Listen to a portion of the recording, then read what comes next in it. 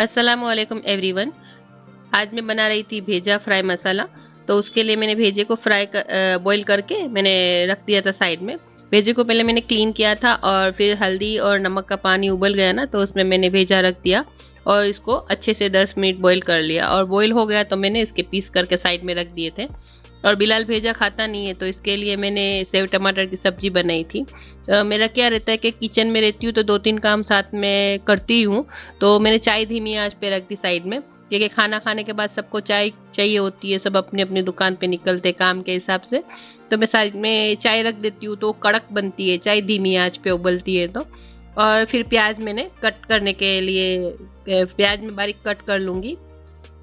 वैसे तो मैं प्याज फ्राई करके रखती हूँ, लेकिन कभी कभार नहीं होती तो फिर मुझे वही टाइम पे करना होता है। अगर प्याज फ्राई करी हुई होती है ना, प्याज को मैं पहले फ्राई कर लेती हूँ और फिर मिक्सर ग्राइंडर में पीस लेती हूँ, तो वो फ्रीज में होती है ना, तो काम आसान रहता है और फटाफट काम भी हो जाता है। लेकिन आज थी नहीं, तो मैंने पहले ऑयल गर्म कर लिया और फिर मैंने इसमें प्याज फ्राई कर ली।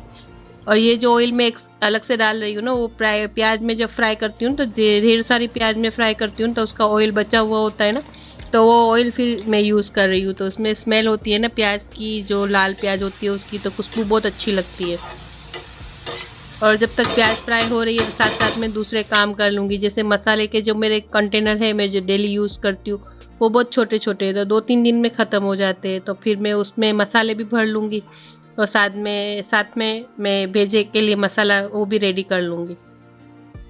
तो क्या प्याज के पास मैं खड़ी हूँ तो उसको भी घुमाना रहता है बार बार, और मसाला भी सब में भर लूँगी, रिफिल कर लूँगी।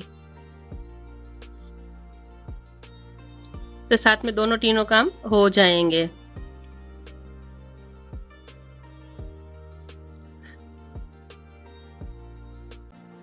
प्याज के पास खड़े नहीं रहते ना, प्याज को बार बार घुमाते नहीं तो एक साइड पे लाल ज़्यादा हो जाती है, एक साइड पे फिर सफ़ेद रह जाती है। तो इवन प्याज फ्राई होती है अगर पास में खड़े रहते हैं तो।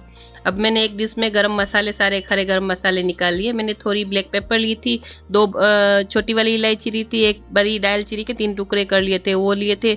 जावित्री ली थी मैंने छोटी साइज में। जीरा मैंने लिया था 1 टीस्पून, वो साइड में रख दिया। और टमाटर की मैंने प्यूरी कर ली थी, 4 बड़े टमाटर थे। और इसमें लहसुन नमक का पेस्ट मैंने ऐड किया था 1 टेबल स्पून जितना। और धनिया जीरा पाउडर मैंने इसमें 1 टेबल स्पून डाला था। और मिर्ची पाउडर मैंने 1 टेबल स्पून डाला था। और हाफ टी स्पून जितना मैंने कश्मीरी मिर्ची पाउडर डाला था, क्योंकि इससे कलर अच्छा आता है मसाले का। और हल्दी मैंने 1/4 टीस्पून ऐड की थी। और सॉल्ट तो टेस्ट के अकॉर्डिंग डालना ही होता है। वैसे भेजा जो मैंने बॉईल किया था उसमें भी सॉल्ट में डाली ही थी, तो हिसाब से बैलेंस करके इसमें सॉल्ट ऐड करना है। और प्याज फ्राई हो जाएगी ना, तो उसको मैं निकाल दूंगी साइड में और उसको मैं पीस लूंगी। वैसे तो मैं चॉपर में ही पीसती हूँ। अगर प्याज अगर क्रिस्पी फ्राई हुई होती है, आजकल क्या नई प्याज आती है, तो मिक्सर में या फिर चॉपर में पीसना होता है। अगर क्रिस्पी अच्छी प्याज होती है तो हाथ से ही हो जाती है, दरदरा हो जाता है, मतलब हाथ से ही चूड़ा हो जाता है। कभी कभार क्या होता है ना, वॉइस ओवर करते हैं ना, कोई भी चीज़ बनाई हुई होती है तो वो शब्द ही नहीं होते कि क्या बोलना है, और वो शब्द मिलते ही नहीं है, टंग स्लिप ही होती रहती है। ऐसा लगता है जैसे मैंने बोला ही नहीं है, वो ऐसा हो जाता है। और ये में ऑयल गरम था तो उसमें मैंने खड़ा गरम मसाला ऐड कर दिया। और खड़ा गरम मसाला ऐड करने के बाद ना, मैंने जो मसाला टोमेटो प्यूरी में डाल के रखा था वो ऐड कर दूंगी। और इसको मीडियम आंच पे पहले मैं भून लूंगी। थोड़ा सा मैंने पानी ऐड किया था, वैसे टमाटर में पानी है ही। और साइड में सेव टमाटर का मसाला भी रेडी हो गया था, मैंने इसमें सेव ऐड कर दी। और ढक्कन मैंने इसलिए मसाले के लिए ढका था कि इसके छींटे बहुत उड़ते हैं ना, तो काउंटर टॉप बहुत वो मेसी मेसी हो जाता है। अब मैं इसमें प्याज जो फ्राई की हुई है वो ऐड कर दूंगी और इसको मैं अच्छे से पका लूंगी। मसाले को 6 से 7 मिनट में मसाले का कच्चापन भी निकल जाता है। और प्याज डालने के बाद तो रेडी हो जाता है मसाला। फिर पानी डाल के ना, ग्रेवी जैसी एडजस्ट करनी है, वो एडजस्ट करने के बाद फिर भेजा डाल देना होता है बॉईल किया हुआ।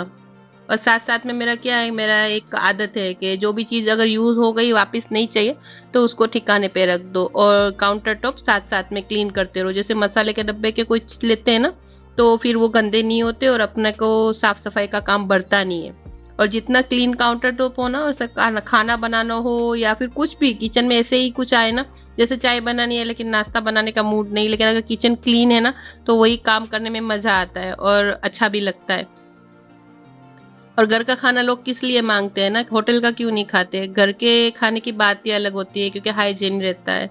और ये भेजा बॉईल किया हुआ था, उसके छोटे छोटे पीस करके रखे थे, वो मैंने इसमें ऐड करके फिर दम पे रख दूंगी 10 मिनट के लिए धीमी आंच पे। वो मैं सब इसलिए सब चीज डिटेल के साथ बता रही हूँ क्योंकि मेरे चैनल में है ना बिगिनर भी देखते हैं, जैसे छोटी छोटी बच्चियां होती है, कुकिंग सीख रही होती है, या तो जॉब कर रही होती है, या ऑफिस में काम कर रही होती है, या फिर नई नई शादी हुई होती है। तो मुझे पता चला कि वो लोग भी देखते हैं। तो इस तरह से अगर मैं गाइडेंस दूँ ना, जो मैं कर रही हूँ, मेरा एक्सपीरियंस में शेयर करूँ ना, तो उन लोग को भी हेल्प होगी और अच्छा लगेगा कि हाँ किस टाइम पे क्या करना होता है, किससे काम बढ़ता नहीं है। और क्या क्लीनिंग के लिए एक दिन अलग से निकालो और हर चीज को क्लीन करके आप रखो ना, तो उसमें टाइम भी ज्यादा नहीं लगता और काम भी आसान होता है। और फिर मैं इसमें हरी प्याज में थोड़ी ऐड करूंगी, आप हरा धनिया भी डाल सकते हो, लेकिन भेजे के साथ हरी प्याज अच्छी लगती है। मैं फ्रीज करके रखती हूँ ना, तो वो प्याज मैं इसमें डाल रही हूँ। और फ्रीज करने से क्या होता है ना कि प्याज वैसी रहती है, लेकिन जैसे ही मैंने इसमें ऐड किया वापस वो पैकेट फ्रीजर में रख दिया, उसको बाहर नहीं रखना होता, नहीं तो फिर सॉफ्ट और में चिकनी हो जाती है, मजा नहीं आती। तुरंत यूज करो और तुरंत फ्रीजर में वापस रख दो। और साथ में चाय का थर्मस भी भर के रख दिया, जैसे खाना हो जाएगा ना तो उसके बाद चाय पी के मेरे हस्बैंड ने निकल जाएंगे फिर शोरूम पे। अभी मैं खाना सर्व करके मैं प्लेट में रील बनाती हूँ छोटी छोटी, इंस्टाग्राम पे या फिर यूट्यूब पे, तो उसके लिए मैं सर्व करके मैं प्लेट में आपको दिखा रही हूँ। इस तरह से खाना रेडी है, आप देख सकते हो। भेजे का टेस्ट भी बहुत अच्छा बना था और मेरे घर में सब खाते हैं, सिर्फ बिलाल नहीं खाता है।